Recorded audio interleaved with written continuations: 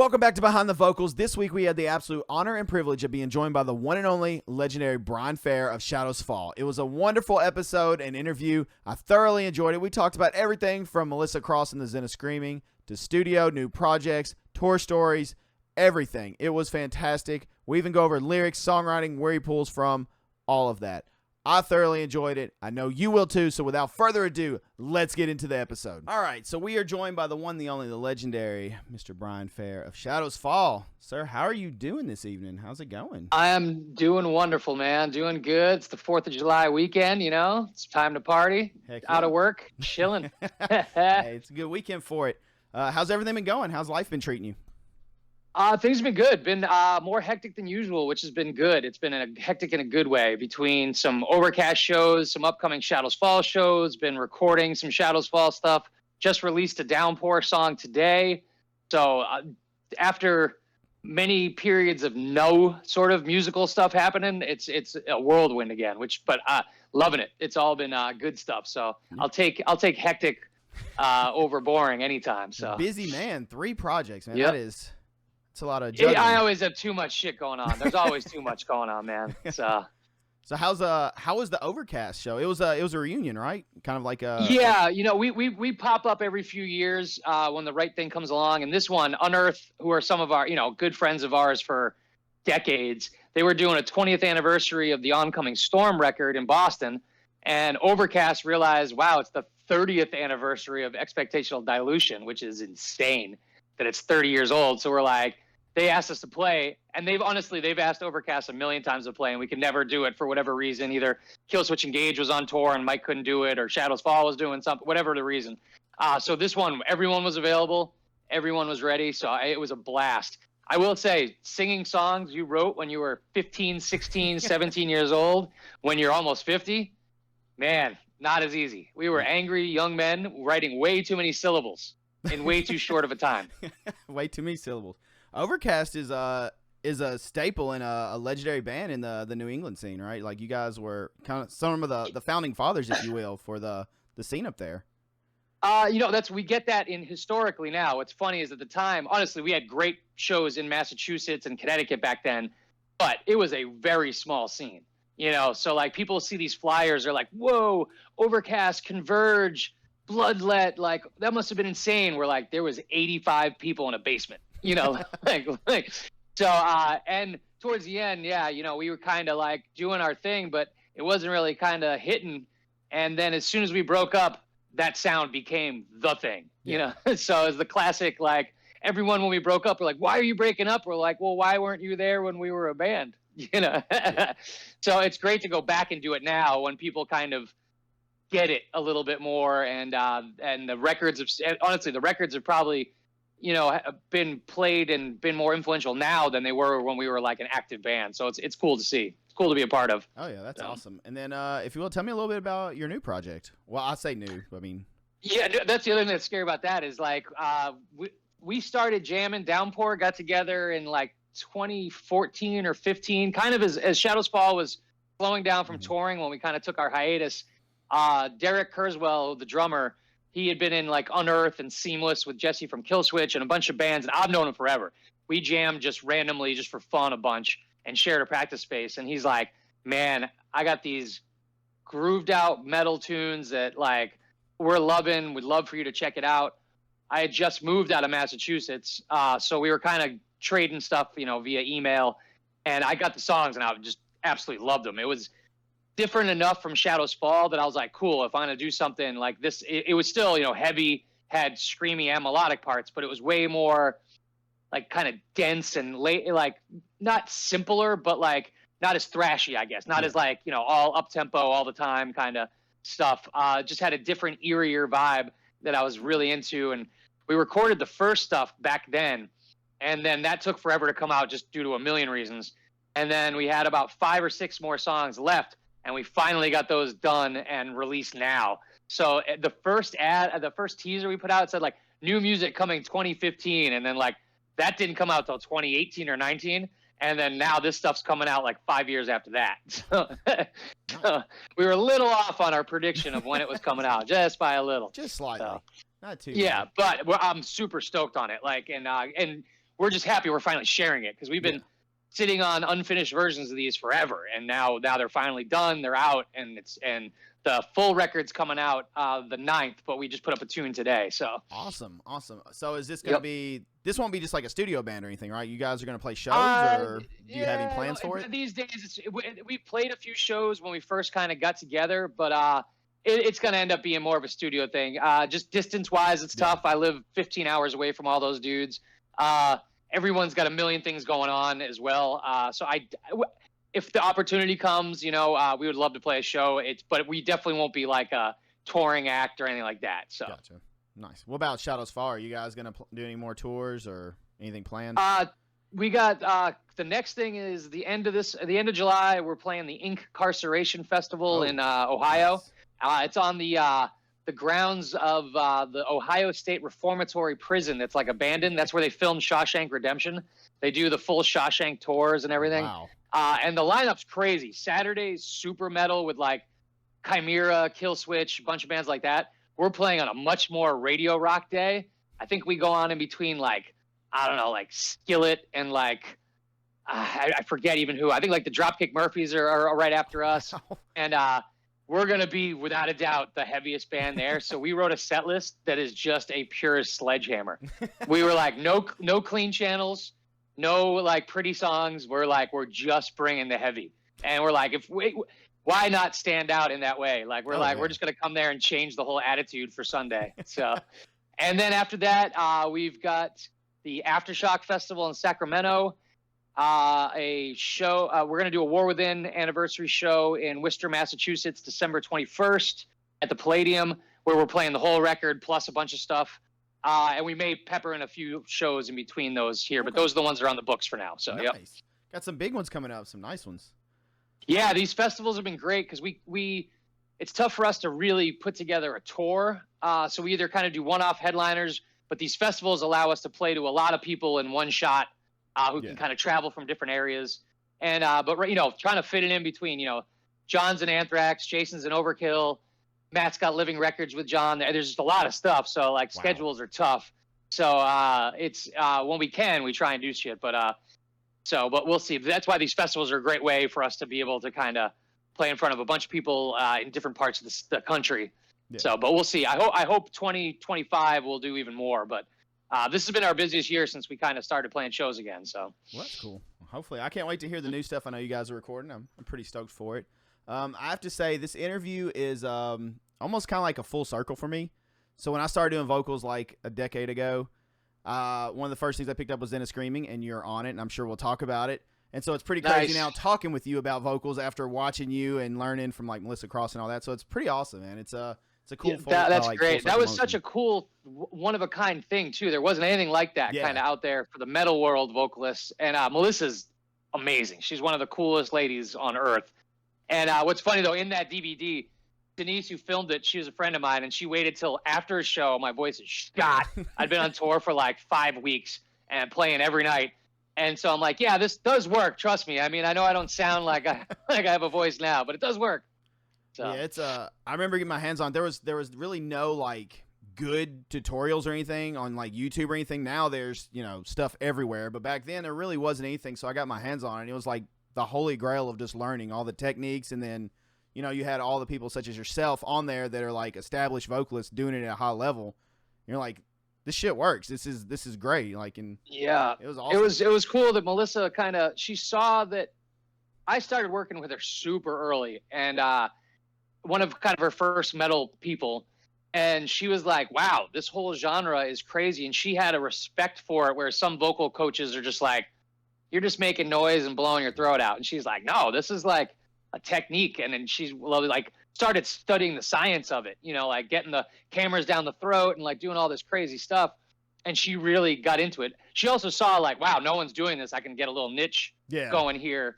And it totally worked. And it was a very cool thing to be a part of at the time, and kind of be one of her like sort of first students, like that kind of got to help spread the word and just show like, man, there's a way to do this without destroying your throat, and a way to do it where you can improve through like different techniques and practice and warm ups and stuff. So it's pretty awesome here now. with all the interviews, it's kind of a staple. At some point in time during the interview, you'll hear Zenith screaming. Somebody will bring up Zenith screaming as some kind of reference point. It's pretty awesome to hear now. So I mean, it's definitely something to be proud of, especially with you being one of the forefathers of it, I guess, if you will. Indeed, it's cool to see that the legacy has kind of kept going, and that I still do my original Melissa Cross warm up that is on an iPod. It's on an iPod. Oh man! That I had to transfer. It's the second transfer of it. The one I have now is from 2007. It was given to me when we signed to Atlantic by the label, and I am afraid every time I plug it in that it's not going to turn on. So. But it's funny. It makes me feel like I'm like getting back in that era. I'm like, oh, I'm going back in time and putting on like the little earbuds and the little circle scrolling around to find the Melissa Cross, and but I'm terrified one day it's not going to turn on, and I'll have to hit her up and be like, okay, I need a new digital version, like. All right. Well, how I like to start this, for those that don't know you, and I just want to let you have the floor to kind of introduce yourself, tell us a little bit about yourself, and then we'll kind of get into everything. But if you will, just kind of introduce yourself for us. Indeed, Brian Fair, sing for Shadows Fall. I sang for Overcast, Downpour, spent Hell Night, was in Death Ray Vision for a while. So, like I said, too many fucking bands, and been singing in metal and hardcore bands for 35 years, give or take. Yeah, give or take. Started singing in a punk rock band when I was probably 14 or so, and then Overcast started when I was 15. So yeah, it's been quite a run. That's awesome. And I can still talk, so it shows you. Yeah. It won't destroy your throat. That is super awesome. That's a heck of a resume you got there, man. That's wild. A lot of stuff on your belt. So, you just told us you've been doing vocals since you were 15. So yeah, probably 14 or 15. Originally, my first band, I played bass and sang, and we were kind of like typical middle school band at the time. It was the late 80s, so we were doing like Skid Row and Sex Pistols, everything in between. So I sang like part-time in that band, and that was kind of my first time ever singing. Before that, it had just been in the shower. Was it just screaming, or were you actually singing then? No, that was more like rock singing, Okay, gotcha. Gotcha. There was I always had a little punk rock edge to my voice, but it was definitely, I was doing like I said, like Sex Pistol songs, but then also Kiss tunes and Skid Row and shit like that. So it was a lot more on the melodic side of things, but like I always had a little gruffness to it. Started singing stuff that had more brutal stuff with Overcast when I was about 15, but even that at first I was way more Hetfield kind of like a lot of and then but then as we were listening to more heavy stuff and the music was getting heavier, I started bringing in some of the death metal elements and some of the more screamy stuff. So okay. So what got you into being a vocalist or inspired you?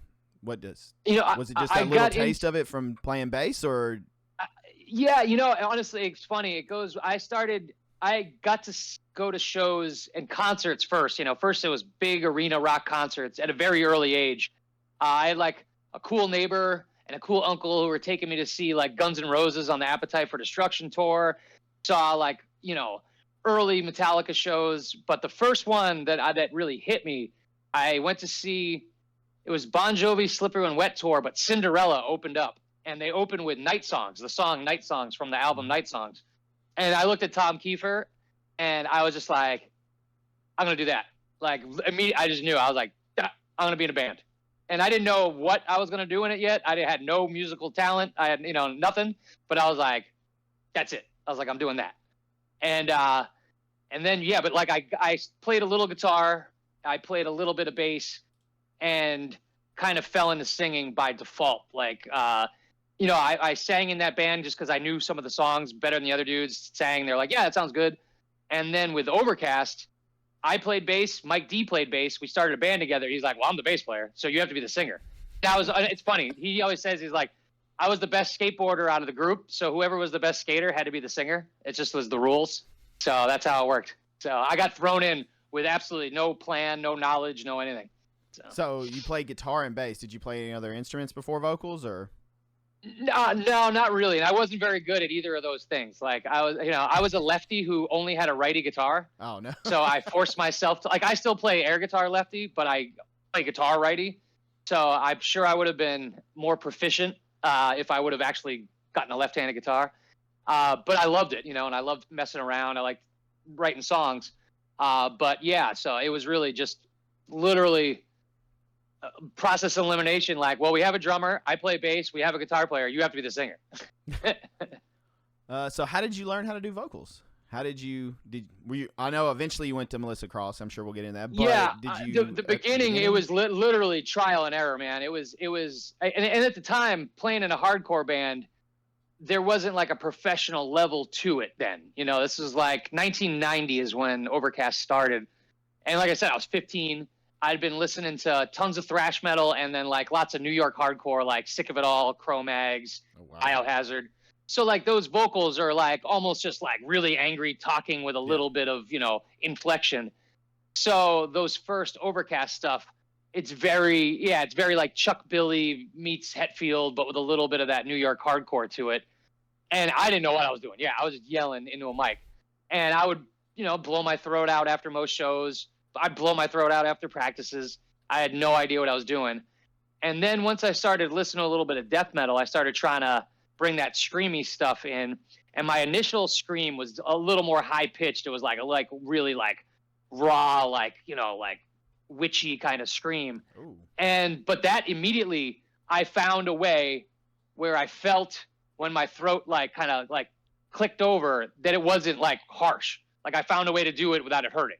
And it was literally by full on stumbling into it, like just like, oh, okay, this works. Like, and we started playing a lot, and that built up stamina, that built up, honestly, probably like calluses, and all that. But it started to become more comfortable. I started learning to use the PA to your advantage instead of trying, because at first you're in these small little practice spaces trying to hear yourself over the music with like a terrible little PA. So you're screaming at full blast all the time, as loud as you can. You start to learn like, okay, use the amplification, let the speakers throw your voice, I started learning some mic techniques of like, sort of I don't fully cup, but I'll get it where like it can kind of change tones with just moving your hand a little, things like that. And again, just by trial and error, figuring out what's cool. And then when I got in the studio, a lot of times you'd realize like, whoa, that sounds way different on a super clean studio mic. Like, oh shit, like, okay, wait a minute. that is different than what I heard in my head. That is different than what we heard in the practice space. So that was another adjustment once we got in the studio, figuring out like, okay, how can I make this sound the way I want it to in the studio? And that took a little more, again, just trial and error with each record, getting a little bit more comfortable. Again, also learning some studio technique of like, you don't need to sing all these lines all the way through, do the A, C, and then B, D stuff where you leave one line out and go back and over, do it again. So it just stumbling and bumbling, man. Nice.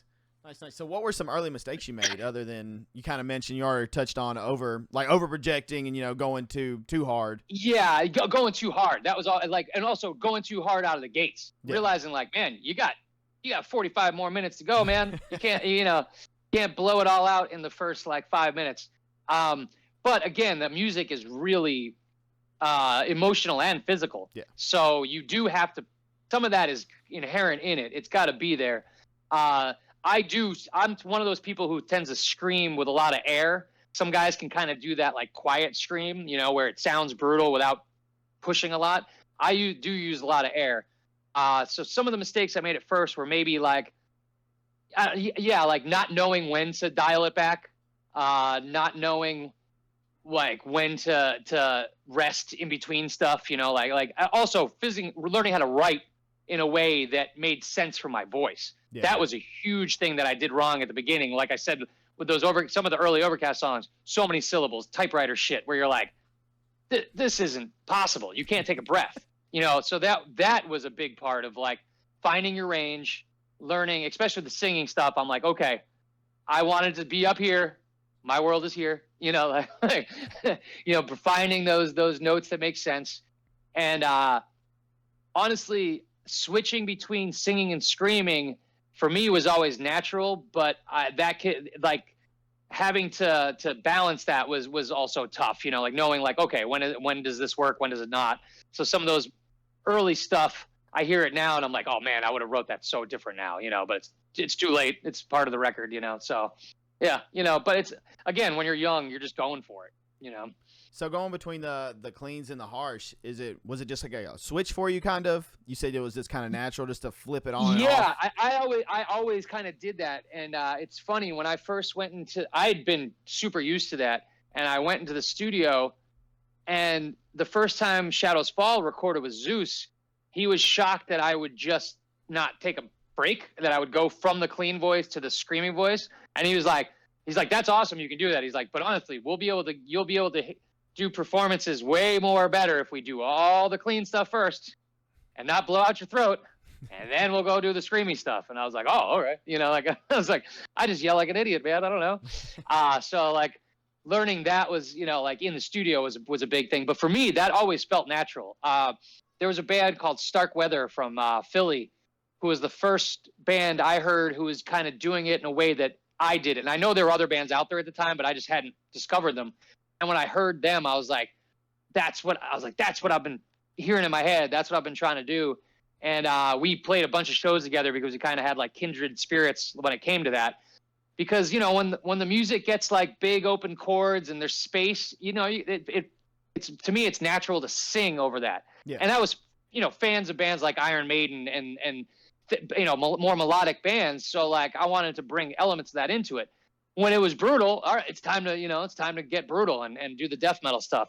But it seemed silly to do that over a riff that could have been on a Dokken record, you know, like it's like, why would I do death metal vocals over this? So, you know, that to me, it always was a natural thing, but I never had trouble switching between.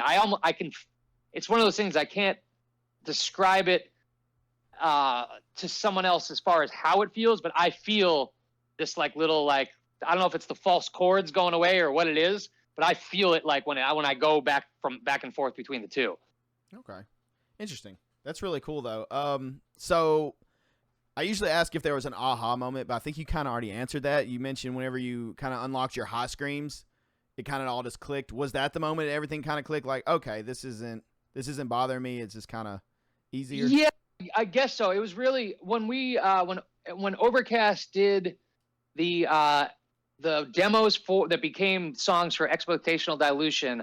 I had the moment of like, okay, like it was more like I found my style, you know, like I was like, this is my voice. I'm not trying to sound like anyone else anymore.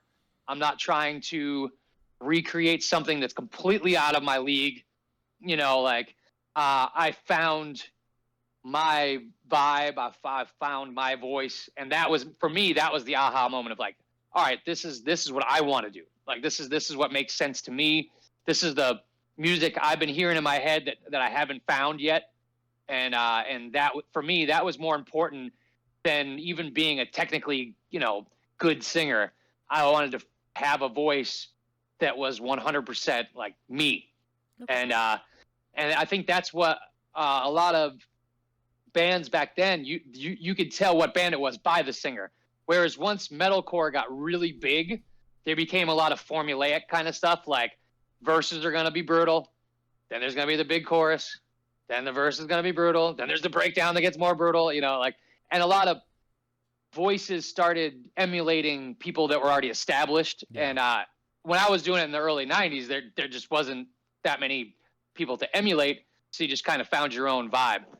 You know, not to say that people nowadays don't have their own, you know, find their own voice as well, but I think when things blow up, there's a tendency to copy what's successful. Yeah. When we were doing it, none of the idea of success was not on the agenda. We're playing basements and we're playing, you know, doing a tour where the place called The Barn, you show up thinking it's a club called The Barn. You're like, no, that's just a barn. It's in someone's backyard. So, you know, it made me really nervous when we were playing the Doghouse. I was like, shit, this better actually be a club called the Doghouse and not just like some doghouse. I bet you have some crazy stories going from those days to, you know, the other tours with Shadows Fall and everything you've done over the years. It's probably tons of wild stories. Dude, from playing literally a storage space in Tyler, Texas, that was just a storage space, to playing, download festival in front of 200,000 people. It's a pretty wide range. How is that? How is the playing download with that many people? Oh, it's incredible, but it's almost, you can't take it all in at once. It's so big that it's hard to focus, if anything, but it's incredible. When you finish a song and you hear that crowd respond that loud, you're like, oh my God. We've been lucky to play some huge festivals, and it's such an overwhelming energy. And when people are bouncing all like that, or a circle pit that's literally the size of a football field, you're like, this is just crazy. So do you still have that connection with a crowd that big that you would have like in a smaller setting? No, it's different. It's definitely different. You gotta put on your rock star shoes for like that stuff. Like that stuff works like in that setting. But me personally, I usually, like, we just played Welcome to Rockville in Daytona on the Speedway, and it was huge. I made sure I had a 100-foot cable, and I try and make it to the barricade and stand on the barricade, have kids sing along, usually stage dive at least once. Well, I guess it's not a stage dive. It's more of a barricade dive, because if the stage is 30 feet away from the crowd, if I could clear that would be impressive. But I like to, I'll be a hardcore kid in my heart till the day I die. So I still try and get down there. I want kids. I want the audience part of the show. I keep saying kids, they're all probably 50, but that's my mentality. That's the shows I grew up playing and loving, and I want to translate that energy, even if it's in a huge festival. Like, we were playing arenas with Slipknot, and I'm down in the barricade. I'm in the crowd, and I'm trying to bridge that gap as much as I can, because I feel like there's something missing from a Shadows Fall show if there's not that. Yeah. How was much to the chagrin of security and our stage manager and everyone like that. They're not as big a fan. They absolutely hated that. Yeah, not as big a fan. Yeah. How was playing the Slipknot fans? It was that tour was, we did the Subliminal Versus tour. It was Shadows Fall, Lamb of God, Slipknot. Oh, wow. And it was incredible. What a tour. Was it was incredible. It was 8 weeks. Literally everyone limped to the finish line. I think like multiple people might have ended up in rehab after that. Like, not even joking. Like, it was fucking crazy. But their audience was amazing, because we came out of the hardcore scene and the metal scene, and people can be a little gatekeepy. They can be a little pretentious about certain things. Slipknot fans are like, we are here to destroy this place. We don't care. So if you bring riffs and you bring it heavy and you bring energy, they're going to respond. So I love crowds like that. Crowds who are just there with no agenda except to rock out, and their crowds were like that every night. And their crowds were huge. So we were playing in front of a lot of new faces, and it was amazing. That was a crazy time for us. Between that tour, we did Ozfest that year. Like, we were just playing in front of so many people, and it was a blast. That's wild. That's crazy. So before we get back into the vocal questions, I have to ask, when did you start growing the dreads? I have to know, because they're legendary at this point. I think the most recent picture I saw, they're touching the ground. They're pretty close to the ground, yeah, and I'm about 6 feet. So 1993 was the last official haircut. There might have been a trim in college right after that, but yeah, 93 was, so like this was like 1993, somewhere around there. So it's been. So it's been over 25 years or so. It's been a minute. They've been there for the whole journey, just about. Yeah, they're just a safety hazard now, though. So not cutting them anytime soon, right? They're staying. No, I don't have a plan, but we'll see. Who knows what'll happen. So I always joke I'll cut it when I figure everything out, and I still don't know shit. So they're just gonna get really long. All right, so back to the vocals. We kind of already briefly touched on this, but do you have a routine before you play? And does it change at all depending on if it's a show, if you're in the studio, practice, one-off, or even if you're under the weather? Does your routine fluctuate?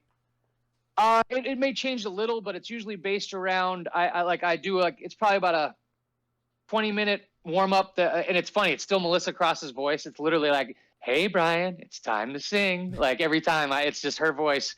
And it's run through, starts with the Z's, the kind of the Z's and the buzzing, and then escalates up to where it's more notes and then some hey-heys and some, getting a little more punchy with it. The difference that I'll change is if I'm under the weather, there's a talking warm-up as well that I may do in case if I'm worried that I'm not going to make it through a show, I may not do the full vocal warm-up because I'm saving whatever I've got for the set. So I'll do like a much talking warm-up also. Yeah, Oh, it was nice. one from her. So and it's a little more just subtle. It's a little more about just getting the jaw loose and the throat warmed up without like taxing it as much. Yeah. So you can save a little something. And if I'm feeling under the weather, the main thing is staying insanely hydrated, which I do anyway, even if I'm not under the weather. But if I'm not feeling good, I've been drinking water and not talking all day, probably the whole time. Like I'm just pounding water and I'm silent. And that's something, if you're doing it on the road and people are paying money to see you every night, they don't give a shit that your throat's sore. Like they don't care that you've played 12 shows in a row.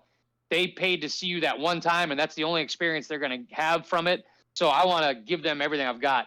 I've never canceled shows, and I've even played shows with full when we were on the Damage Plan tour, I had full-scale laryngitis that led to a throat infection where my glands were huge, and I could barely speak.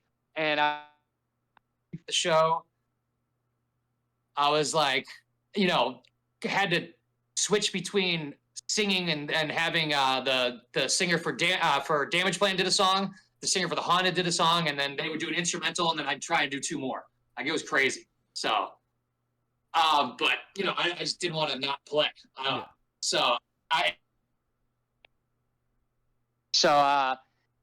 But that does suck. The different, when a guitar player's sick, they can just kind of hang back and they still can use their hands. Drummers, it's tough if you're feeling really sick because it's physical. But if your throat's shot as a singer, you're like, well, shit. I mean, like there's no one else that can do it. Like, so you just got to tough it out. But, you try and find ways to just get through it. So. Okay. Where, if you're under the weather, how far do you get within the warm up of the Zenna Screaming, the Melissa Carlson? Is there really like depends. a stopping point for you? You're like, I'm gonna get to such and such point. There's the last 2 I'll definitely leave out because there's like a hey where I'm really yelling. I'll leave that shit out. Okay. Because I'm like, you know what? I'm gonna save that for the actual set. And but if I don't warm up at all, I know that I will be coughing up like, cotton balls on the first song. The best part for me, the reason I warm up is I want that first song to already be right where I want to be. I don't want that first song to be when I'm clearing out the cobwebs, when I'm getting everything moving. I want that first song to be like I'm coming like with the same intensity that I'm going to have through the whole set. Yeah. And for me that's the biggest benefit of a warm up. The other benefit is if you're doing it along with like she's playing piano, you're at least getting notes in your head where you're going to sing better in key from like just, like following along the scales and things like that. That's helpful too. But for me, it's more about like starting the engine, getting it running. So the car's been out in the driveway running for 10 minutes before you start, and now you're ready. Okay. So, because that can be, that was probably my problem in the early days is my warm up would probably be like drinking 6 Budweisers in, the van with the dudes and then going to sing through a shitty PA with no monitors and blowing your throat out, so once it was a little more of a professional thing and I was like, okay, this is serious. I have always approached shows from a semi-athletic point, where I stretch a ton. I do physical warm up where I'm like, jumping jacks and push-ups and getting ready to like, I want to go out there like I'm swinging a bat at these people, like I want to, as much as the guys in the other bands are my friends, I want to beat them every night. Like I want to win the show. So you're competitive. You definitely go out there with a competitive mindset every show. Without a doubt. And I think that healthy competitiveness, especially that Slipknot tour is a perfect example. We were trying to blow Lamb of God off stage every night. They were trying to blow Slipknot off stage every night. Everyone's trying to kill everyone. And instead, it ends up being the best show ever. Yeah. For everybody. It's good for and there is no winning or losing. It's all like, it's subjective. But if you don't have that mentality of like, we're going to destroy this night, we're going to take everybody's, we're stealing everybody's lunch tonight, like that's how we hit this. And we still do that. Like these festivals, we're looking around at everybody like, you're fucking done. We're coming for everybody, I love that. No complacency at all. No, man. Once you do that, like, once you start punching a clock and going through the motions, it's super obvious, especially to metal audiences. Yeah. It may not be as much in a pop scenario because they're, whatever, hearing the album in their head. Metal is a very physical music. It's there to raise the intensity of the audience as well. You're there to be like, dude, we want you to have the sickest night you've had. Like to me, that's a big part of it. So. Okay. So, what all do you do for vocal care? The hydration is huge. I've been recently, there's I work for a music instrument company where we own a bunch of stuff. We also distribute stuff, and we distribute Vocalist, and they make these little lozenges that are like kind of elderberry that have also are immune helpful. And I don't take those all the time, but they're great to have as a backup. Like if you're feeling a little scratchy, or if you're feeling dry, like if the weather's really dry, or you've been on the tour bus and the air conditioning all day and it's totally dried your shit out, it definitely helps with some lubrication. Okay. Unfortunately, alcohol is not a great thing to drink before a show, except it does loosen you up. So I always, these days I rarely have a single drink before we play, but back in the day I may have a couple just to get loose as far as mentality wise. I mean, way back in the day, we would hit the stage hammered, but that's different. But yeah, these days, very, very little booze. Definitely no smoking weed before, the whole day of the show until afterwards. These days, we don't play often, so no way am I messing around. And if I really need it, if I feel like I've got a sore throat, the throat coat will always help. A little honey and throat coat tea will always help. If you overdo that, though, it almost feels like it goes backwards. So you got to be careful, with it. It's not. That's why I don't do any of those things all the time. I kind of keep them back pocket in case I need it. Yeah. Just like an emergency thing. You can never. Exactly, but you can never drink too much water before you play. You should be pissing pure spring water before you hit the stage. Hydration is the key. You were talking about drinking. When I was talking about vocal warm-ups and routines and everything, I had Tim from Within the Ruins on a couple weeks ago, and he was like, before every show, rip a shot or two of whiskey and have a beer and then have a show beer. He's like, that's what I do. It's my routine. Yeah. It's like, all right, well, that's the thing. Well, it's funny. Whiskey can definitely help. There are times, and especially if I'm scratchy, there might be times where a whiskey can it'll numb it. It may not help for the next show, but it'll get you through that one. Because you're like, oh man, I don't feel that pain, that scratchiness anymore at all. I feel warm and fuzzy. This is great. So and I will a lot of times have a beer on stage that I'll have if I want to just have a sip of it, but also just kind of calm the nerves and whatever. But that used to be way more of a thing. It's gotten less and less. Probably the older I get and the more rare shows are, I treat them way more like it's my job to go out there and be the best I can. And I want to do everything I can to not mess that up. So. Did you have a go-to show beer? Anything like a certain kind that you like to have? I drink all kinds of beers, and I enjoy very kind of more esoteric like higher end beers, but not on stage. On stage, give me a ice cold Bud bottle. That's ice cold Bud bottle or ice cold Busch. They're not that they don't feel that heavy. If I drank I love a good stout. I love a good porter, but if I drank that on stage, I would feel like I was gonna throw it right up immediately. Oh, yeah. Or I'd feel like I weighed 100 pounds, So yeah, they're heavy. They'll hit you pretty hard. And they'll kind of coat the throat in a little weirder of a way. So get super full off of them. Have you ever warmed up? It is fun. Sorry, go ahead. No, I was going to say, it's funny because I'm thinking back in the day, I was like, we literally used to bring a gas can full of margaritas on stage that not only would we be drinking, but we'd be pouring into the mouths of people in the front row.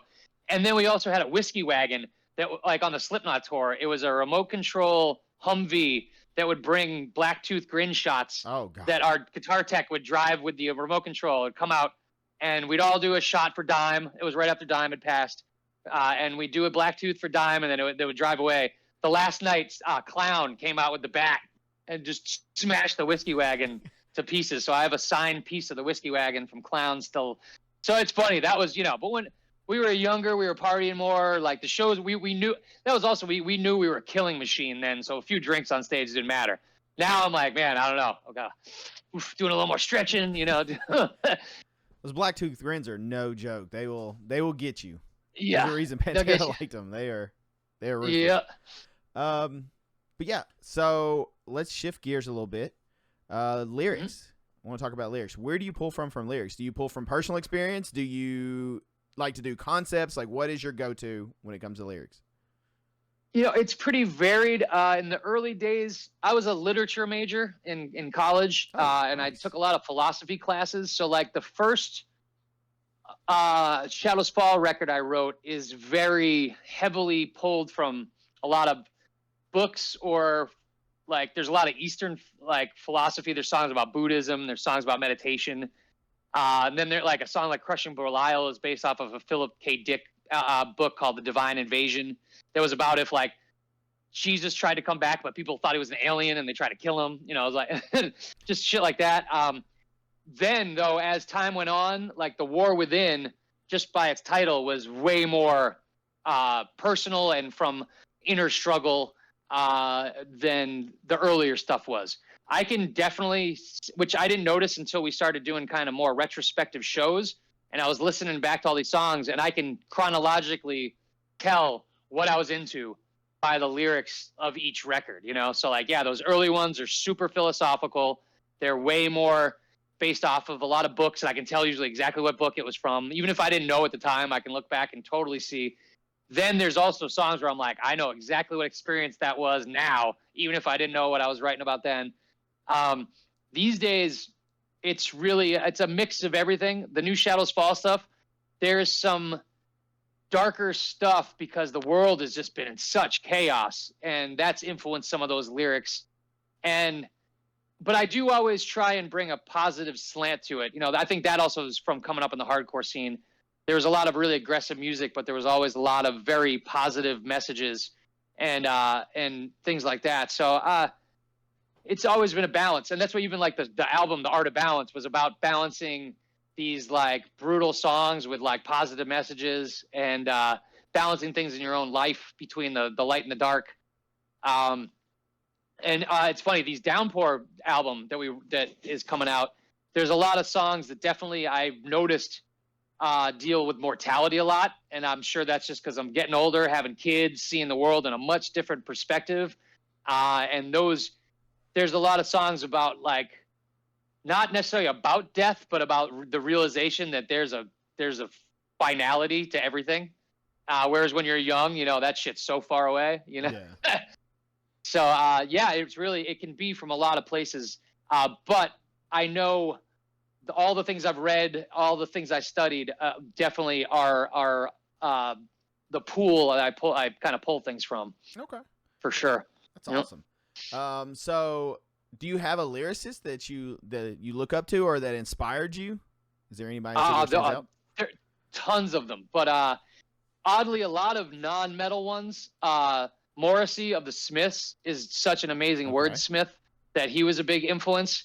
And it's funny because I can tell lines that I didn't necessarily rip from Morrissey, but like no one would ever be able to tell because he wrote in such a different way than I wrote. It's way more like, a lot of British slang and different things like that I would never be able to incorporate because, you got to use your own voice and your own ideas in mind. But I know that like a certain line was inspired by something he might have written. Another weird one is Jay Spaceman from the band Spiritualized. He writes incredibly straightforward, no allusions to them, anything. They're very simple lyrics on the surface, but to me, they'd always have these profound messages. And like, I wish I could write like that. I tend to get way more, and it's probably from being an English major and a literature major. Like everything's got to fit, everything's sentence structures matter and all this shit. And then now I'm trying to fit these sentences into vocal lines, and I'm like, why don't I just cut these words? I'm like, because you can't. I was like, and he writes so simply and so bang on to the point where I'm like, man, he said so much in 10 words that would have taken me 30. And so those kind of lyricists really inspire me. HR from the Bad Brains was another one. a lot of reggae artists in general. I tend to love a lot of reggae lyrics about just like unity and one love and all that. That's always been a big influence. But and yeah, because like metal wise, I was never. I love bands like that sing about like horror stuff, and I love all the brutal stuff. But it's not my personality. I'm way goofier and sillier than that. So it would come across as very contrived if I tried to write like a Cannibal Corpse style song. Yeah. It would just, it would just seem like I'm doing it to do it. So I've tended to always try and keep my own voice, and that inspiration comes from, some very random like lyricists, tons of, I probably have ripped off lines from the Grateful Dead more than I have from like Metallica, like. That's super awesome. So I need to know, you said you're an English major, literature major. When were you doing this while touring and doing band stuff, or when did all this happen? I graduated in '98, which was right before I joined Shadows Fall. Overcast. I was in Overcast through all of college. Okay. So which is why like there's a song, Fate's Design, that is completely me trying to interpret T.S. Eliot's The Wasteland, which is this super dense poem of just insane shit. And I read it back now and I'm like, oh, that's so cute. Look at you trying to be all poetic. What do you think? You're one of the beat poets, And it's definitely like a teenage version of it. But, I wanted to bring those elements into a scene that maybe wasn't getting that. Because, I'm listening to these bands and it's all just like either beat down stuff or like tough guy stuff or the simple like, unity, like, well, what are we unifying for? They're like, well, no, unity, like, doesn't matter, like, or like, tear down the system. You're like, well, why? Like, I don't know, like, well, what are we gonna do once it's down? Like, I don't know, So I was like, I'd rather kind of talk about something different, and that's what really led to that. And yeah, just being a book nerd. So okay, all right. So do you have a favorite lyric ever? It's a really tough question. It's a really one. I know it kind of like my own or someone else's. I like to ask both, but whichever one you want to answer. My own. It's not even a single line, but I really love the lyrics to "Still I Rise." It's just about not projecting all of your thoughts like outward. It's about like instead of waiting for praying to someone to save you or wishing for things to happen. Finding the inner strength and the inspiration within yourself.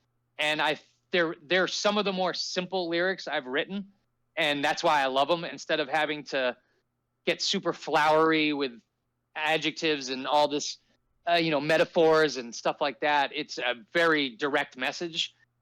But I think I came as close to nailing the original idea I had in my head in those lyrics. Like the first line, "Stop searching the skies for answers and look within." It's a very simple like lyric, but for me, I'm like, that's exactly what I'm trying to say. I was like, that's all I'm trying to get across. And what's funny is another one I like is the lyrics to "Inspiration on Demand" are literally about having to write a song under a deadline. Like we were, new record had to be done by a certain time, and I was like, I don't really write like that. I was like shit. So I wrote a song about not writing like that, So that one I like just for that kind of wordplay, And in the new Downpour stuff, I'm also super proud of. It's very personal. It's very not simplistic, but there's a lot of lines that I really like a lot, So people should check that one out and actually give the lyrics a try. Did you write much in the studio, or were you usually prepared going in? You would have things pretty much done and kind of fleshed out, or? I'd be pretty prepared. There's things that change. Like even with the latest Shadows Fall session, we just recorded a couple songs about 3 weeks ago. Next night, about 2 weeks ago, and my favorite lyric of all the new lyrics was this line, "Still clinging to hope, but I was hung by the rope," and I was like, I love this lyric. Wow. And the vocal just did not work. And so I had to scrap it. And I'll save it for something else. Like, don't worry, it'll show up somewhere. But for that song, the vocal line was not hitting. And John had an idea for a vocal, and he's like, why don't we keep it simple and do this? And I was like, oh, it kills me to not use this. But I was like, he's right. I was like, he's right, man. I was like, it has to be something simpler. It had to be like more of a Pantera, like kind of like walk thing than this like flowing like long sentence. And I was like, damn it, I like this lyric. He's like, well, save it, you know, like, and I was like, I will, but he was right. And the song comes first. That's the most important thing to learn as a songwriter, that is not easy, is that the song comes first. It doesn't matter if you love the vocal that you wrote. Doesn't matter if this dude loves the crazy shreddy thing he did, or the drummer wants to do some off time, whatever beat. If it doesn't work in the song, get it out, you know? And it's got to be a collective too. And like, I could tell while we were recording, I'm like, this isn't working. This isn't working. And then like, all right, let's try something else. But I do love that lyric, and I will use it again. I look forward to hearing it. Okay, so tips for new songwriters as far as like lyrically, pattern, flow, you know, rhythmic pattern, all that good stuff. Yeah, the main lesson is the song comes first. That should be and it seems so simple. It's one of the hardest things to do, because everyone gets attached to their ideas. Everyone gets, also you get demoitis, where if you wrote something, that's all you can hear in your head. Yeah. Even when you know it doesn't work. You know what I mean? Like, you're like, but when you go to like think of something else, it keeps coming back, you know? So being able to walk away from ideas and approach it with a fresh set of ears is huge. Finding your range and your comfort zone and knowing what you do well is huge. And again, sounds simple, but everyone wants to show off. Everyone wants to try things that they hear bands that they love do. I would love to sing like a power metal guy and hit these high notes. That shit ain't happening, man. Like I've increased my range just from practice and from trying stuff, but I know there's a limit. I'm also lucky in Shadows Fall that I have two other guys, like Matt can sing as high as you want him to go or as death metal low as you want him to go. He's got an incredible range. So I have that to lean on. And again, that's another thing. I may write a part I love and I'm like, sounds better in his voice. I gotta hand it off. And that's, again, which goes back to what is best for the song. And as far as, for me, my songwriting approach is super, even if it's philosophical, it's personal. Like, it has to be your own voice. And that can be really hard to find. Like, what do I want to share with the world? What do I want to, what do I want my statement to be? And once you have that it makes everything so much easier. So, but the other thing is also, man, try. Don't be afraid to try anything either, though. Like, try it. It may not work, but try it. The day of digital recording makes that way easier. Yeah. Back in the day, you can't waste tape, man. That shit's money, you know. But not anymore. Just fucking fill it all up. You got a million tracks. Go for it, you know. All right. It's for a metal band. I'll tell you though, make sure you can do it live. Make sure you can do, even if you've got a, you know, it's one thing to have, like, if you don't have a synth player and you want to have the synths in the background, fine, that's great. But you got to be able to do it. So write stuff that you know you can sing, like on your own and like for real, and put everything into it. If you write above your talent level, you're going to be struggling all the time on stage, and that's not fun. You're not going to have fun doing that. So. Yeah. All right. So, do you have, speaking of parts and, you know, things you write, do you have a favorite part to perform live, and do you have a least favorite part? Because we all know, like you said, you write parts and it sounds great in the studio and it comes out great, and then you do it live and you're like, oh, this shit's a little rough. Like, this is a tough part. Yeah. So do you have parts on either side of the spectrum there? I do. I definitely do. Right now, my favorite stuff, we've been dusting off some of the deeper cuts on The War Within while we were doing the 20th anniversary shows. And for me, singing the song Eternity Was Within has been one of my favorites, as well, and Act of Contrition.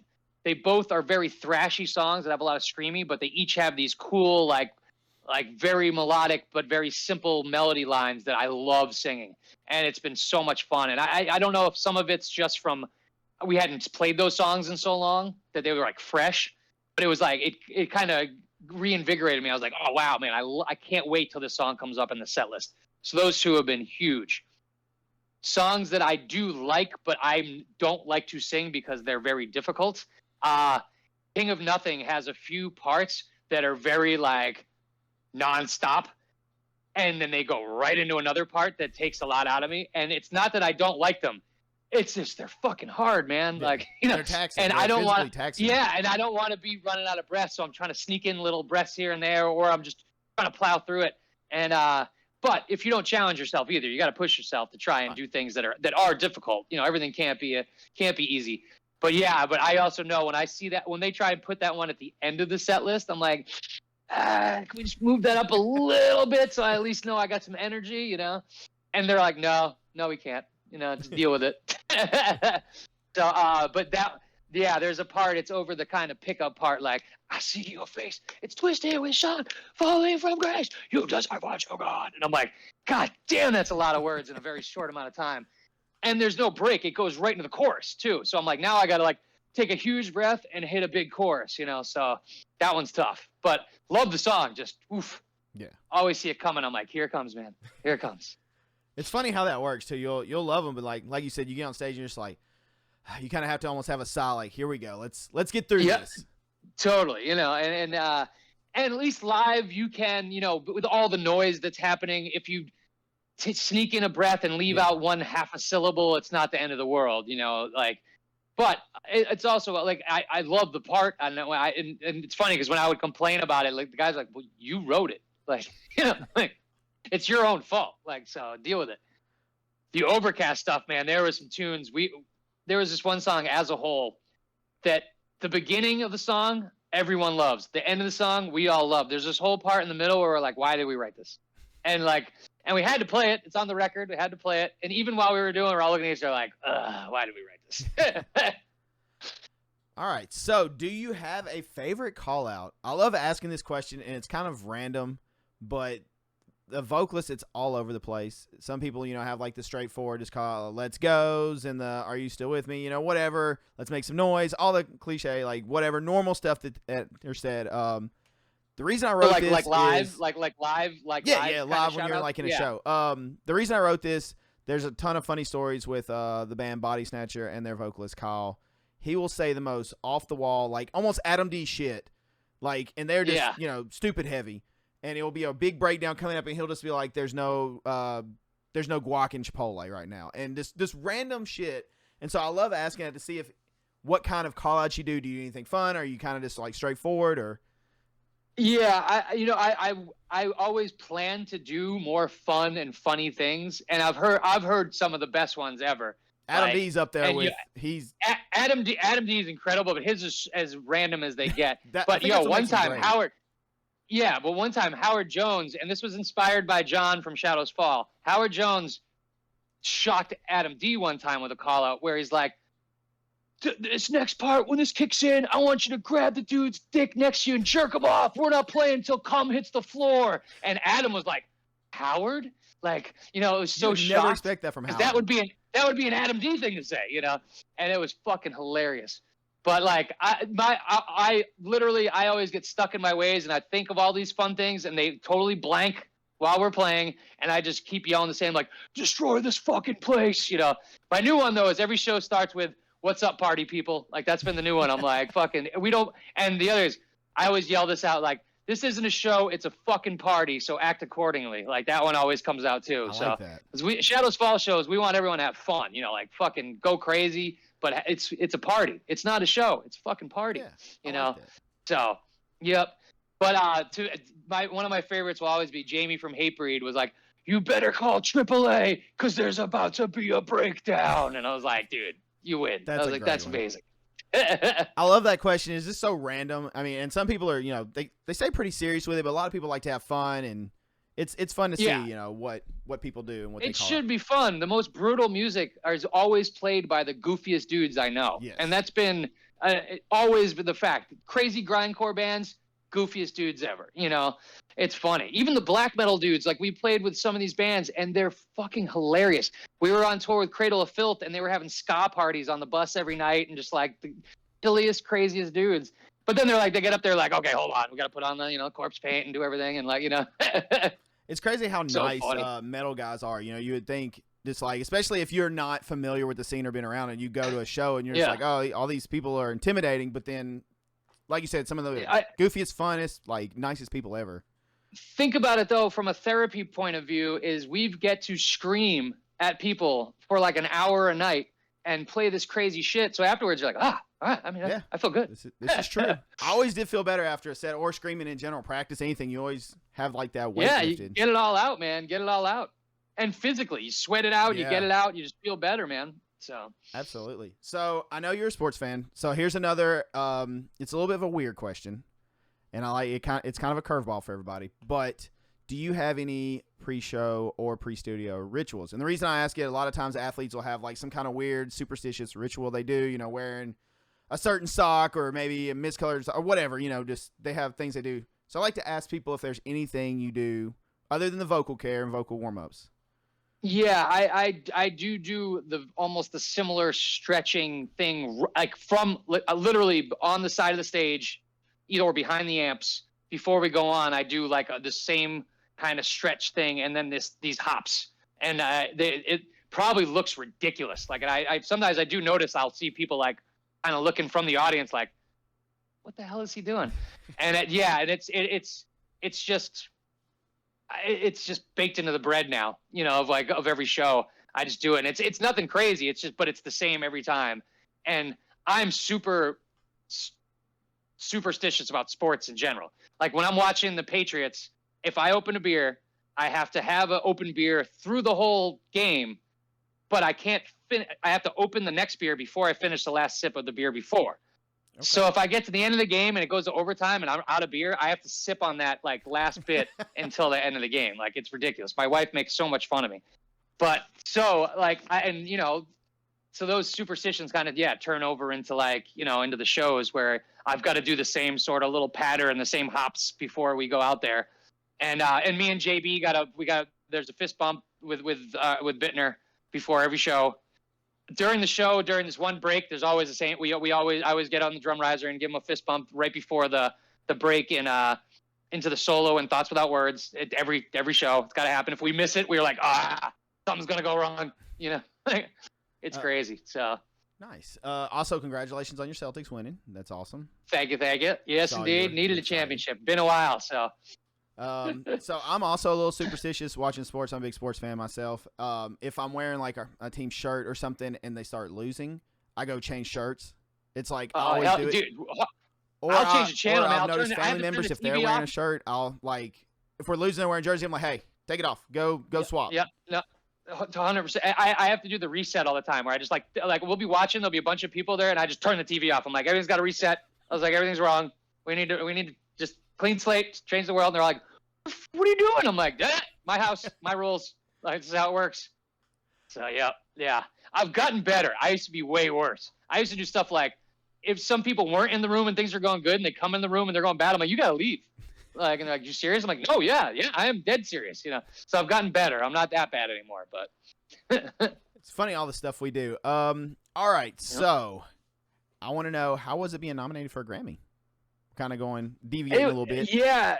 It was pretty insane, man. It was very unexpected. The first one was in, for What Drives the Week, and we didn't see that coming at all. The War Within sold more records than we expected, and it was the biggest selling record at the time for Century Media. I don't know if it still is, but it was selling a lot, so we knew things were going well. And but to get a Grammy nomination was crazy. And the metal category historically hadn't always been like super metal. I mean, Jethro Tull beat Metallica, as we all know. So, but by that time, it had started getting more real metal, So that first year, we were like, wow, like it was Slipknot, us, a few other, I forget who else was on that one, but so we knew we weren't gonna win. Like there's no way we're gonna win, but we couldn't believe we got nominated. We got to go, and the first thing you realize is you're like, this party sucks. They do all the untelevised stuff early in the morning in a offside place, where you're not even in the arena, and they run through them like you're at like a award ceremony at a high school. There's a jazz band on stage and they're just reading through them. And when we first got there, they're like, oh, there's a food laid out and there's some champagne. We're like, oh, cool, grab a drink, do this thing. And then all of a sudden they clear everything out when the ceremony starts. We're like, okay, where'd that go?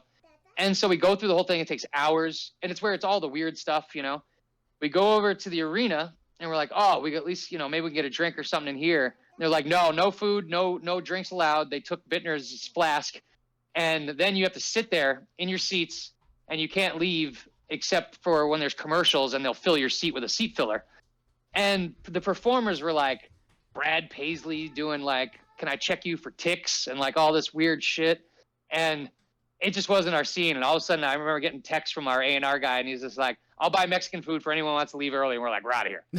And then the parties afterwards were insane. That was where the fun was. You know, we got to go to all these crazy parties, and there's all these, I'm seeing Gwen Stefani over here. You're seeing, you know, all these other people. It was cool. The second one, when we got nominated for Redemption. How does it work? Do you just get like a message? Do like your management reach out to you and they're just like, "Hey, you're nominated"? Yeah, we were like on tour, and they're like, "You're not gonna believe this. Like, you guys are nominated for a Grammy. You got to make some plans." And at the time, we were shocked. We were like, "This is crazy."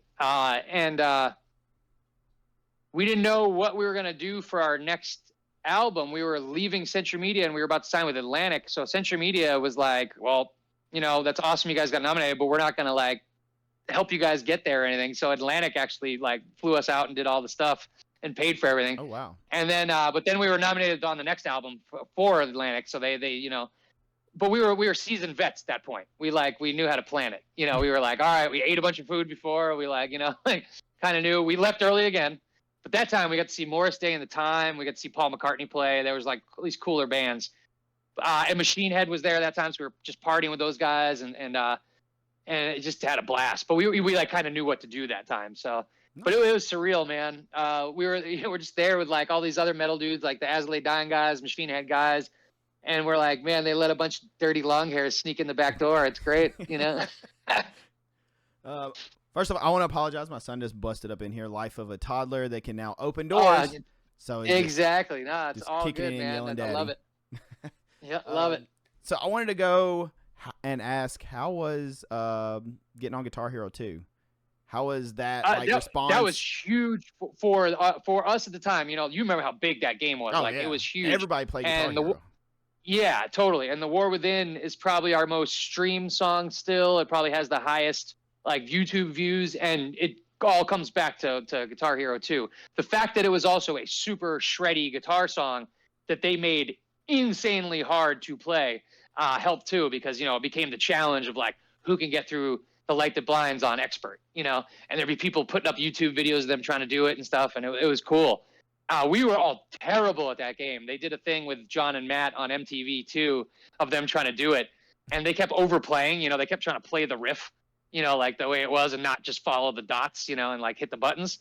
So it was pretty funny. They were terrible at it, but it was huge for us. And it's funny. I'll still mention that occasionally on stage, be like, "Oh yeah, this is for anyone who remembers this song from, you know, Guitar Hero 2, which at this point is almost as old as Atari, you know." So, but your parents probably know it, you know, like, yeah, it was awesome for us. And at the time, it was a way to get in front of people who wouldn't have, you know, stumbled across us any other way. And, you know, I know for like us and Dragon Force, it was huge, you know, like we saw a lot of people who were coming out to shows who were like, "Oh man, I heard you on Guitar Hero. I went out and got the record, and now I'm a fan." And like, yeah, like that's exactly what we were hoping for, you know? So did you ever see any like Guitar Hero controllers in the crowd or anything like that crazy? We signed some for sure at like meet and greets and stuff, you know, people would bring in their like Guitar Hero controller. Yeah. That's totally super cool. All right, so you had a roughly about a 7-year hiatus, correct? Where you just really didn't. Yeah, give or take. Yeah. We kind of just we were pretty burnt out. We've been on the road for like 20 years. Things were just, you know, they weren't going this way anymore. They were just kind of staying right along. And I had my second kid. Paula just had a kid, and it was just time to come home for a while, recharge, focus on other things in life. And there was no falling out. We loved each other. We loved making music together. We just needed to re-energize. We needed to get excited about doing it again, because we were starting to really get burned out. Physically, my body hated me. My neck hated me. Too much headbanging. It was time to just take some time. And then we would have gotten back sooner. We had plans, but then the pandemic hit and pushed it off for like a year and a half, 2 years. So, and we almost didn't even sneak in the first reunion show, and everything almost shut down again. So, but yeah, it was much needed break. How was it getting back in vocally after the hiatus? Was there any like rust? Did you have any, or was it like riding a bike or? It was a little bit like riding a bike, but I basically trained for it. We were never good about practicing. We were terrible about like we toured so much. We'd get home and we'd be like, I mean, we know these songs. We just played them every night, you know. And for that show, for that first reunion show, we practiced more than we ever had. I was away from the guys a lot because I live out here. So I would do hour and a half cardio and dumbbell workouts with headphones on, singing the whole set. Oh, wow. Like, you know, at full blast. Because I was like, I don't know how to recreate the adrenaline and I run around like an idiot on stage. So I was like, I got to try and recreate this. And singing in my car wasn't like enough. Yeah. You know, it was good for the throat. So I would sing on my way to work most of the set, and I'd come home and I would run through the whole set in my basement while doing like burpees and like, you know, shit like that, like, and while singing. And my neighbors must have been so confused because they don't hear the music. Like, I just got noise canceling headphones on and they just hear like someone just screaming, and then also like doing jumping jacks, you know. So they're just like, what is happening next door, you know? But so that it was an hour and 20-minute set too. So we hadn't, not only we not played in a while, that was like one of the longer headlining sets we do, you know. So we realized, we're like, we should have been practicing more. When we practice, we're really good. So it might have been the best we've ever sounded was for that show, you know. And now I do the same thing before festivals, like whatever the set length is, I'll do full cardio every day with like a day off here and there up until the show while singing. So. And you can definitely tell a difference in it. You can feel. Oh hell yeah, dude! I hit the stage and I will finish, and I'm like, dude, I can do that again. Let's go. Like, let's go. That's awesome. So that's intense too. All that is, I can't imagine. Yeah, it's what led to the metal hippie workout stuff that I've been doing on YouTube, is because, man, I was doing these workouts to get ready for these shows, and I do want to put up some. I probably won't be a full set of it because it would be just obnoxious to hear. But I'll definitely put up some videos of actually like working out while singing because it's hilarious. Oh hell yeah! And you know, you're trying to catch your breath and do it. What's that? If you will, tell us a little bit about the metal hippie workout. We'll definitely have it posted down below. So if you guys want to go check it out, please go subscribe. Yeah, definitely. If you're trying to get your ass in shape, man, they'll do it. I've been studying to be a personal trainer for like the last little while. I've been training myself for about 5 or 6 years hardcore now. Like, I always worked out a little, but before we were on tour, like it was just natural. We're just in game shape. You know, that's I always call it being in game shape. When you're on the road, man, I was like, I'm getting this cardio every night on stage. I'm just ready. We do a little bit on the side as well, but now, and the older I get, it doesn't come as naturally. So I got to put the work in. So I've been doing these workouts and putting them up online. It's a mix of like body weight workouts and dumbbell workouts and a lot of cardio, a lot of planks. None of it's fun stuff. It's not gonna be fun. I'm not gonna pretend. But if, you know, I'm about to turn 50 next year, I want to like be able to chase my kids around. I want to be able to hit the stage at full blast, just like I did when I was 20. And it takes work. And I probably in better overall shape than I've been in since I was running cross country in college. You know. Wow. So and it's really made these shows fun, where I'm never worrying like, oh man, this is gonna be hard. Like when we played Daytona, it was 98 degrees out, super humid, brutal. I'm watching dudes just melt like candles on stage, and I'm like, dude, I'm whatever, man. I've been sweating it out like crazy, so I'm good. And it's made a good difference. So yeah, check it out. I'm gonna be, once I get my full certification, I'm gonna start doing personal training, so people can hit me up about that as well. So nice. And what will you have a link for them to be able to reach out, or what will be the and even through the YouTube stuff, there's always like I'm gonna like put stuff in there. So just check out, you know, it's Metal Hippie Workout on YouTube. It's under my, you know, all my social media stuff is Brian Shadfall. So is the YouTube channel. So, you know, there's always stuff up in all those spots. So okay, awesome. And then we'll definitely, like I said, we'll have the links and everything down below, so everybody can check it out that way. So we've covered pretty much most things vocals. Now I wanna pick your brain on some fun tour stories. I just want to see if you have any fun ones you would like to share, or you're allowed to share, because I know there's stuff that probably should not be shared. Then there's stuff that, you know, you can happily share. There's definitely some stuff in the vault for sure. But sure. Yeah, man, we've we've done it all. We've seen it all, man. But I'll tell like the cast of characters out there is pretty amazing that we've been lucky enough to like tour with. Like we got to spend the last few months of Dimebag Darrell's life with him on the Damage Plan tour, and nobody parties like the Abbott brothers did. Those dudes, and Dime had this thing where. So did you actually do a Blacktooth grin with Dime? Have you actually? Oh man, way too many. Like my liver probably has awesome. spots on it just from that tour. Because Shadows Fall also played the last ever Pantera show. It was in Japan at a festival called the Beast Feast Festival, which no one knew at the time it was going to be the last Pantera show. They were supposed to do some U.S. dates, but it got canceled right around 9/11, and then they ended up breaking up, so they never played. So we played the last Pantera show, and we played the last Damage Plan tour. And Dime, we'd be drinking all night, and it'd be bus call. And his tour manager would come on and be like, Dime, it's time to go. Time? There is no time. And he would take our clock off the wall on the bus and either punch through it or just smash it on his head. And, dude, we went through like, and then because he'd be like, now there is no time. You know, like, it's not time for nothing. We're partying. And we went through 15 to 20 clocks on that fucking tour. Because, the bus driver would get so mad, and we'd have to give him like $25-$30 to go buy a new clock for the bus. And then the next night, time to go. There is no time. Just smash it again. And man, he was the best, man.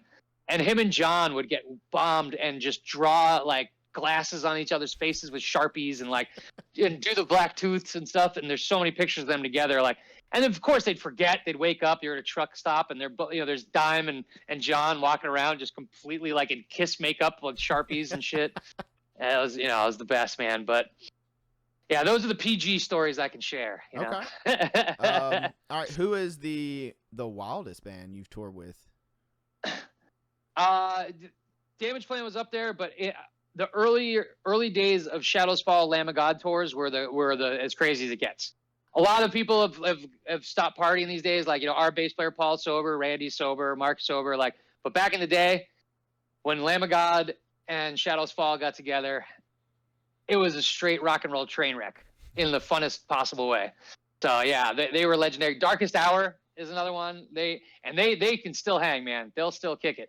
Mike Schlebaum of Darkest Hour, he's one of my favorite people to party with. Buzz from Unearth is another legend. He's the best. And I've been playing shows with Unearth since the Overcast days. They started right when Overcast was breaking up. So we've been doing that for, 25, 30 years together. So it's crazy. Yeah, those Lamb of God, Darkest Hour, Unearth, they're up there, man. I got to throw in Hatebreed too. Back in the day, they brought the menace. Play with some legendary bands. It's awesome. You've done a lot of really cool stuff. All right, so what advice do you have for new or aspiring vocalists? Do you have any tidbits of knowledge you want to share? It can be anything from like getting ready from tour to just picking up the mic for the first time. Anything you want to give them? Yeah, man. Literally, just go for it. Like, find your own voice. Scream your fucking heart out. Like, give it everything you got. Like, there's very few things that feel as cool as connecting with an audience, especially as a singer. Like when you hear your own words sung back to you, there's no cooler feeling in the world. But also don't let other people tell you that what you're doing isn't cool, man. Like if you're expressing yourself, that's all that matters, man. It's all about self-expression. It's all about getting that stuff out there. It's all about just screaming your heart out, man. But also never fake the funk, man. Never fake the funk. Give it 100%, but it's got to be true. It's got to come from the heart. It's got to be legit, or people will see through that, especially in metal. They'll know if you're faking it, man. So just go out there and be yourself and give it everything you got, man. And it's all, and also at the end of the day, it's supposed to be fun. It can become the music business and it can become a job, and that's great if you can make a living. But if it's not fun, then that will also come through in the music as well. It'll sound like you're punching a clock. So yeah. Okay. What about anybody interested in touring? Any advice as someone that's been a road warrior and done it extensively? Oh God, don't do it. It'll kill you. No, I'm just, we always joke like 1 year on the road is like taking 3 years off the end of your life. you have to love it, and you will know right away. There are a lot of bands who were starting to blow up, and certain members of the bands would be like, "This is not for me." I'm a road dog. I loved it. I absolutely loved it. Like, granted, the older I get, it's harder to get out there and do it for like as long as as we used to, physically, because it's demanding. We did some of the most grueling tours you could possibly imagine, where you're sleeping on floors, getting 2-3 hours of sleep, driving 9 hours, 10 hours a night, and it's nonstop. But it's worth it if you love it. But it'll beat you up, it'll chew you up. So you gotta love it, or and if you don't, you'll find out real quick. No, yeah, it's a lot of sacrifice until you miss a lot of events, a lot of things. You miss a ton, which is one of the reasons we also took a hiatus. Is I watched my daughter crawl for the first time on Skype in Bulgaria, and was just like, man, this is hard. So there's a lot of sacrifice. So you've gotta love it. So if you gotta go all in. Like, you can't kind of half step it. You gotta go all in. Okay. So you mentioned Bulgaria. Favorite country to play in? Ooh. Australia is very high on the list, mostly because it's just an incredible place to visit. The shows are always amazing.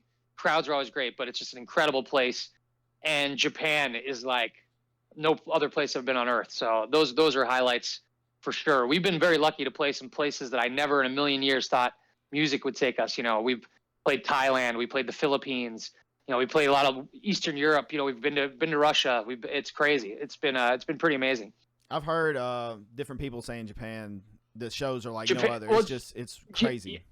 It's crazy, and the way they run stuff is incredible. It also makes you like jaded to come back to like the States, because you're like, oh man, they've got it so dialed in, like. Yeah, there's really nowhere like Japan on earth. It's incredible. Everyone says that when you finish a song, it's just silence. They're just giving you respect, and everybody's paying attention to you, and it's there's a big clap, and then it stops. And the first time it happens, you're always like, oh, wait, very different than the States. Yeah. And they're a lot less demanding. Whereas like in the States, in Japan, they'll bring you a gift. Whereas in the States, they'll be like, hey man, give me your guitar. All right. You're like, how about a pick? How about a pick? Here you go. All right. So Downpour, new music out now, right? And then you say song's already out? Yeah, a new song just came out today. It's up on the YouTube. I think Metal Injection put it up on their site as well today. Yeah. And the full EP will be available July 9th. But there's like pre-save and all that stuff, like links up on my page, on the Brian Shadfall page, as well as on the Downpour Metal page as well. So nice. And then go ahead. Yeah, New Shadows Fall. I don't know when we want to get at least a song out this year. It looks like we're going to be dropping like an EP and then probably a second EP. If we were wanting to record a full length, but we're like, if we have to do that, it's going to take so long. We'd rather finish like 5 songs, get them out, and then finish the other 5 and then get those out afterwards. It's nice now that releases are so different. It doesn't have to be the album cycle the way it was, like here's 10 songs, here's the album. Now we go on tour for 2 years, that's done. So it's nice to be able to kind of just drop stuff. You can even surprise release songs out of nowhere. It's great. So it's crazy. So we're gonna get industry's changed like that. Oh, it's completely different than when we first started. Where it helps to have a label for promotion and things like that, but you don't need a label to release music anymore. It's so different. All right. So I've took up pretty much all your time. Is there anything else you want to leave us with? Any kind of wisdom before we say? Man, like I said, man, just sing from the heart, scream from your toes, and just fucking go for it. Don't cut your hair. Don't cut your hair. There you go. That's a good one. All right, so I'm gonna let you plug anything and everything you want. If you want to plug any of your stuff, all the links, of course, that we've talked about, from Shadows Fall, the Spotify, to Downpour, the website to go to check that out, as well as pre-save. Those are the main things, man. Those are the main things. The Downpour is out. New Shadows Fall is coming soon. We've got some shows coming up that are up on the Shadows Fall site. And if you're ready to hit some cardio, check out the Metal Hippie workouts as well, man. But I appreciate it, man. Absolutely. And when you go to a Shadows Fall show, get ready to party. Indeed. And we're usually hanging out by the merch or by the bar, so come say hello. We're never hiding backstage. Hell yeah. Well, thank you so much. I really appreciate you coming on, Brian. It has been an absolute privilege talking to you. Like I said, it's full circle for me, so it's pretty surreal to get to have this chat with you. As someone, I watched you complain about doing the mouth exercises and stuff like that. I do need to know, do you still do them as far as like stretching the jaw? Oh, yeah, you got to do that.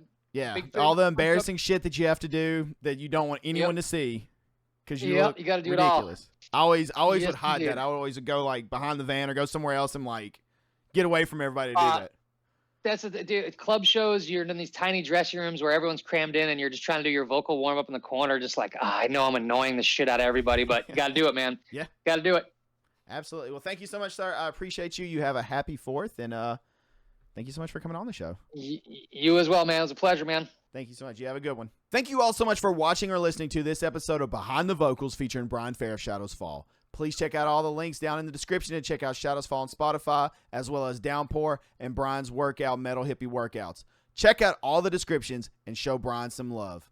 Thank you all so much for watching and listening to this episode. I really appreciate it, and I'll see you all on the next one.